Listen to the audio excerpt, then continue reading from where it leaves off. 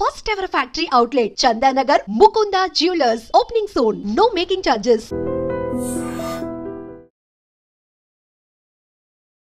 Hi hello నమస్తే welcome back to iDream media. ఈరోజు మనతో ఉన్నారు సర్టిఫైడ్ ఫైనాన్షియల్ ప్లానర్ అయిన మాధవరెడ్డి గారు. ఒకసారి మార్కెట్ అనాలిసిస్, మార్కెట్ అప్డేట్స్ ఏంటో చూద్దాం. Hi ma'am. హలో అండి మ్యామ్, ఒకసారి మార్కెట్ చూసుకున్నట్లయితే నిఫ్టీ 50 273 పాయింట్స్ రైస్తో 24,125 గ్రీన్గానే ఉంది మొత్తం క్లియర్గా చూసుకున్నట్లయితే మనం ఇక్కడ. ఇక మిగిలినవి కూడా ఒకసారి అబ్జర్వ్ చేసినట్లయితే మనం సెన్సెక్స్ వచ్చేసి 79,000 change, bank Nifty 55,000, IT Nifty 34,000 దగ్గర ఉంది. గ్రీన్ ఉంది మార్కెట్. యా అండి. So this what is happening for past మన సెషన్స్ లాస్ట్ వీక్ అంతా కూడా గ్రీన్లోనే ఉంది. లాస్ట్ వీక్ ప్రతి సెషన్ గ్రీన్లోనే ఉంది. సో ఈ వీక్ కూడా గ్రీన్లోనే మనకి పాజిటివ్గానే మార్కెట్స్ స్టార్ట్ అయ్యాయి. ఎందుకంటే ఎప్పటి నుంచో ఉన్న మన దగ్గర ఉన్న ఈ డొమెస్టిక్గా మనకున్న పాజిటివ్ ఇంపాక్ట్ అంతా కూడా ఇప్పుడు కనిపిస్తుంది. అంటే ఏదైతే ఈ ట్రంప్ టారిఫ్ వల్ల వచ్చిన అంటే పాజిటివ్స్ ఏవైతే ఉన్నాయో మనకి, అవన్నీ కూడా ఈయన టారిఫ్స్ వల్ల ఏమయ్యాయంటే మన పాజిటివ్స్ కూడా పక్కకి వెళ్ళిపోయి అదే మొత్తం ఇంపాక్ట్ చేసేసి మన మార్కెట్స్ కరెక్ట్ అయిపోయాయి. ఇప్పుడు ఏంటంటే దాన్ని కూడా అధిగమించి మన మార్కెట్స్ ఇప్పుడు ఆ పాజిటివ్స్ ఏవైతే మన డొమెస్టిక్గా, forget about the entire globe, యూఎస్లో ఏమవుతుంది, టారిఫ్స్ ఏమవుతుందంటే, బట్ ఇండియాలో ఏమవుతుంది, India is going to be very very పాజిటివ్గా ఉన్న అంశాలు మనం చూసుకున్నట్లయితే ఇక్కడ బెస్ట్ కన్జంప్షన్ ఉంది. అలానే మనకి కొంచెం కన్జంప్షన్ సైకిల్ అంటే రూరల్లో కూడా కన్జంప్షన్ అనేది స్టార్ట్ అవుతుంది అంటున్నారు. అలానే ఆర్బీఐ రెపో రేట్స్ తగ్గించింది, ఇంకా తగ్గిస్తుంది అంటున్నారు. సో ఆల్రెడీ మీరు ఎక్స్పీరియన్స్ చేసి ఉండొచ్చు, మీ పర్సనల్ లోన్స్ కానీ మీ హోమ్ లోన్స్ కానీ కొంచెం తగ్గే ఉండొచ్చు EMI to some extent. So కొత్తగా తీసుకునే వాళ్ళకైతే ఇంకొంచెం మార్కెట్లో అంటే తక్కువ ఇంట్రెస్ట్ రేట్కే మీకు లోన్స్ వచ్చే అవకాశాలు కనిపిస్తున్నాయి. అలానే మీకు ఈ ట్యాక్స్ బెనిఫిట్స్ అన్నీ కూడా ఏప్రిల్ నుండి స్టార్ట్ అయ్యాయి. సో అందరికీ కూడా కొంత అమౌంట్, ఒక 20,000 10,000 బెనిఫిట్ అనేది కనిపిస్తూ ఉంది. సో ఈ విధంగా మనకేంటంటే ఉన్న పాజిటివ్స్ అన్నీ కూడా ఇప్పుడు అవి ఎలివేట్ అయ్యి, అలానే ఎస్పెషల్లీ ఇవన్నిటిని పక్కన పెడితే ఎఫ్ఐఐస్ ఆల్మోస్ట్ 14,000 crores బై చేశారు లాస్ట్ వీక్. సో అదే వాళ్ళు మొమెంటమ్ కానీ కంటిన్యూ చేస్తే మనం ఈజీగా 25,000 కూడా వెళ్ళొచ్చు. So this week we can expect the market between 24,000 25,000 మధ్యలో ఉన్న ఆశ్చర్యపోక్కర్లేదు. అలానే మనకి ఏంటంటే సపోర్ట్ లెవెల్స్ అయితే 23,800 దగ్గర ఉన్నాయి. బట్ రెసిస్టెన్స్ లెవెల్స్ ఏంటంటే 24,800 24,550 ఈ లెవెల్ దగ్గర కొంచెం రెసిస్టెన్స్ ఉంది. But what we can say that ఈరోజు మనకి ఆల్రెడీ యూఎస్ నుంచి మన వైస్ ప్రెసిడెంట్ వచ్చారు. ట్రేడ్ టాక్స్ అనేవి ఈరోజు ఈవినింగ్ మీటింగ్ ఉంది మన ప్రైమ్ మినిస్టర్తో.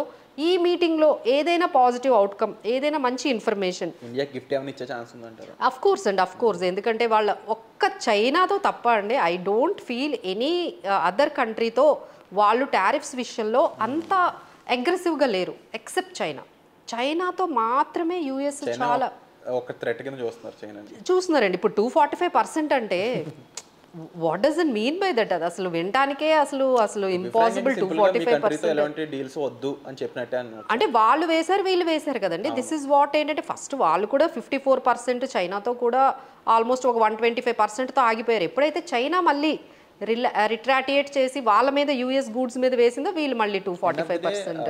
ఎండ్ క్లయింట్ అనేవాడు బాధపడుతున్న విషయం అర్థం కాదు. చాలా బాధపడుతున్నారు. అక్కడ వాళ్ళందరూ కూడా ఏం చెయ్యాలి అంటే ఇప్పుడు మొత్తం బిజినెస్ అన్నీ కూడా ఆపి కూర్చున్నారండి. ఏం చెయ్యాలి అనేది అర్థం కావట్లేదు. ఈ ముందుకి ఏ ఇంపాక్ట్ అవుతుంది, గూడ్స్ తీసుకుందామా తీసుకోవద్దా, మెటీరియల్స్ తీసుకుందామా, ఏం చేద్దామా అనే దాని గురించి అయితే అందరూ కూడా కొంచెం వర్రీ అయితే అవుతున్నారు, especially US side and China.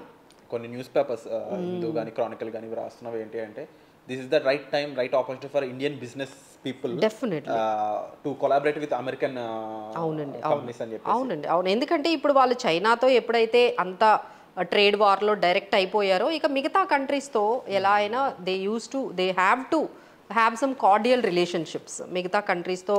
ఇక మనవి 5th లార్జెస్ట్ ఎకానమీ, మనల్ని కూడా అంత ఇగ్నోర్ చేయడానికి లేదు. And one of the best happening market, వరల్డ్లోనే బెస్ట్ హ్యాపెనింగ్ మార్కెట్. అంటే ఇంత జీడిపి ఇంకెక్కడా లేదండి. 6.5% జీడిపి గ్రోత్ అనేది మిగతా కంట్రీస్లో లేదు. టైంలో అనుకుంటే ఈ కండిషన్ యూజ్ చేసుకొని సెమీ కండక్టర్స్ అయి ఉండొచ్చు, ఇంకొన్ని ఇంపార్టెంట్ సెక్టర్స్ మనం డెవలప్ చేసుకోగలిగితే we can be second largest manufacturing hub లాగా మనం కూడా దీన్ని ఒక పాజిటివ్గా తీసుకోవాలి. ఎందుకంటే ఇప్పుడు చైనాని ఇప్పుడు అందరూ ఇప్పుడు గుర్తిస్తున్నారు, ఓహో మొత్తం మ్యానుఫ్యాక్చరింగ్ అంతా కూడా చైనాలోనే ఉందా, ఇప్పుడు వాళ్ళు సప్లై ఆపేస్తే మనకి పరిస్థితి ఏంటి అనేది ఇప్పుడు అందరూ రియలైజ్ అయ్యి నో మనం ఇలా కాన్సన్ట్రేటెడ్గా చైనా మీద డిపెండ్ అయిపోకూడదు, మనం అందరు కూడా స్ప్రెడ్ చేసుకోవాలి. అంటే మ్యానుఫ్యాక్చరింగ్ హబ్స్ లాగా ఇండియాని కానీ ఇంకొన్ని కంట్రీస్ని, వియత్నాం కానీ ఇంకా కొన్ని కంట్రీస్ని డెవలప్ చేస్తున్నారండి. But to be frank world countries అన్నిట్లో కూడా ఇండియా అనేది capable of doing manufacturing. Sure అండి, అందరికైతే అర్థమైంది. అందుకనే మనకి ఎఫ్ఐఐస్ కూడా అండి, ఎఫ్ఐఐస్ కూడా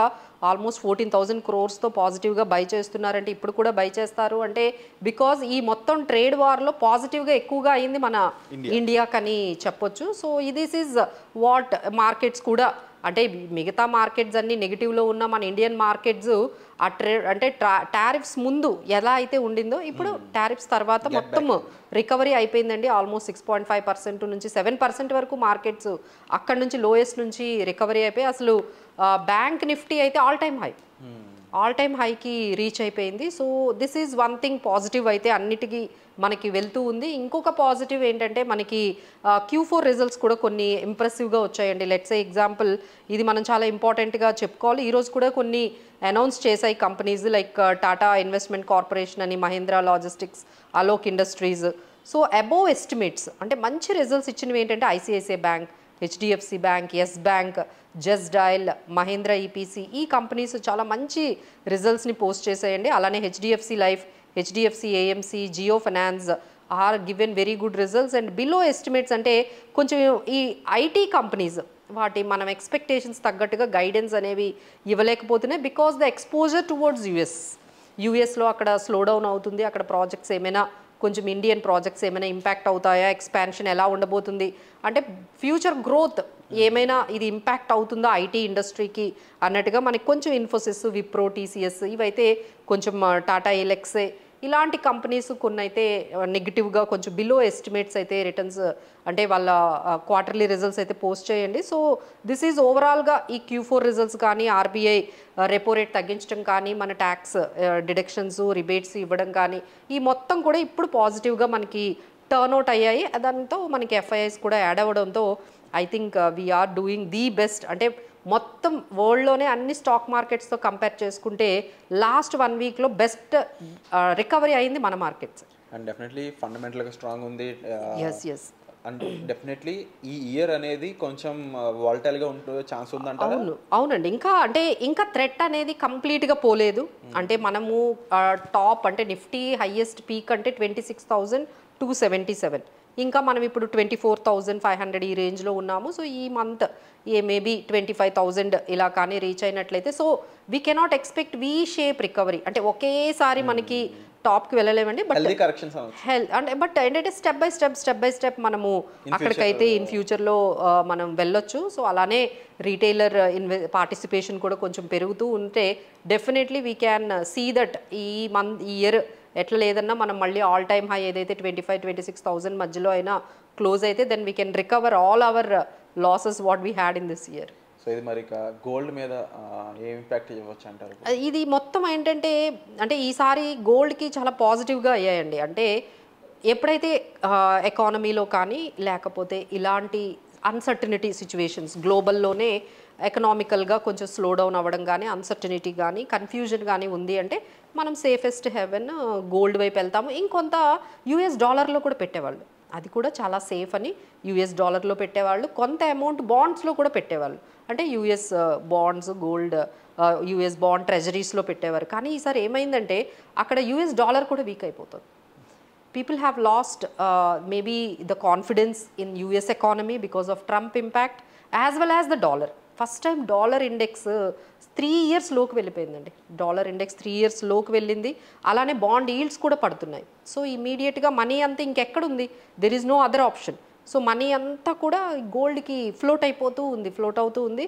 సో దానివల్ల మనకి 1 lakh అనేది ఈరోజే మనకి ఆల్మోస్ట్ అంతవరకు చేరిపోయింది 1 lakh. సో ఇంకా పెరిగే అవకాశాలే ఎక్కువగా కనిపిస్తున్నాయి గోల్డ్ విషయంలో. అంటే ఈ రోజు కూడా ఒక ట్వీట్ చేశారండి. ఆ ట్వీట్ ఏంటంటే మమ్మల్ని అంటే ఏవైతే అసలు ముందు ట్రంప్ టారిఫ్స్ ఎందుకు వేశారు, ఇన్కమ్ రావాలి టారిఫ్స్ ద్వారా ఒక $600-500 బిలియన్ ఆయన ఎక్స్పెక్ట్ చేసుకున్నారు.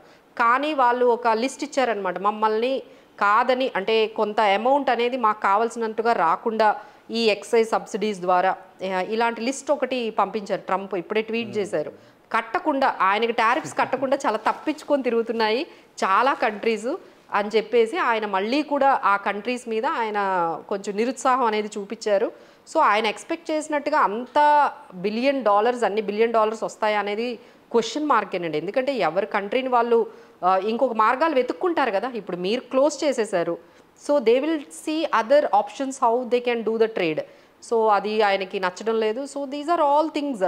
ఇప్పుడు అలానే మన పోవెల్ ఉన్నారు కదా ఫెడ్, ఆయన ఇంట్రెస్ట్ రేట్స్ తగ్గిస్తారు ఎకానమీ స్లో డౌన్ అయితే అనేది ఆయన మెయిన్ కన్సర్న్. ఈ ఇంట్రెస్ట్ రేట్స్ ఆయన తగ్గించట్లేదు. సో ఆయన కూడా తీసేశారు అనుకోండి, ఫెడ్ రేట్ కట్ చెయ్యట్లేదని ఫెడ్ చైర్మన్నే ఆయన తీశారనుకోండి, గోల్డ్ ఇంకా పెరుగుతుంది. So many things are there. So ఇలాంటివి ఏమైనా ఇలాంటి డెసిషన్స్ కానీ ట్రంప్ కానీ తీసుకుంటే గోల్డ్ ఇంకా పెరుగుతుందండి, ఇంకా పెరుగుతుంది. ఎందుకంటే the more he is creating the rex, అంటే ఒక రకమైన అన్సర్టనిటీని, రిస్క్ని ఆయన క్రియేట్ చేసేస్తూ ఉంటే అందరూ అంటున్నారు ఇదేదో డెమోక్రటిక్ లాగా అసలు లేదు, డిక్టోరియల్ లాగా ఉంది, లేకపోతే రాచరికం లాగా ఆయనే అన్ని చెప్పుకుంటూ చేసుకుంటూ వెళ్ళిపోతున్నారని ఆయన. అంటే కొంతమంది కొన్ని లైక్ గ్రేట్ జర్నల్స్లో రాస్తున్నారు ఏంటి అంటే ద ఫాల్ ఆఫ్ అమెరికా రాస్తున్నారు. అవునండి, అవును. ఆయన అందరికీ ఆయన చెప్తున్నారు, అందరూ కూడా ఆయనకి కొంచెం జాగ్రత్తగా డెసిషన్స్ తీసుకోండి, అడ్మినిస్ట్రేషన్ పాలసీస్. ఆయన ఎవరు వింటున్నారు ఆ మాట? ఎవరు వింటలేదు కదా. So is not listening. అంతేనండి, ఆయన మీదే ఇప్పుడు డిపెండ్ అయ్యి ఉంది నెక్స్ట్. బట్ థ్యాంక్ఫుల్లీ ఇండియా కొంచెం ఇదంతా కొంచెం తప్పించుకొని కొంచెం పక్కకి వెళ్ళిపోయినట్టుగా కనిపిస్తుంది. కొంచెం థ్రెట్ అయితే తగ్గింది. 90 days పాజ్ ఉంది మనకి టారిఫ్స్ కోసం. ఈ టారిఫ్స్ ఈ 90 days పాజ్లో ఈ రోజు మనకి ఏదైనా ట్రేడ్ డీల్ కానీ జరిగిందంటే we're safe to the text.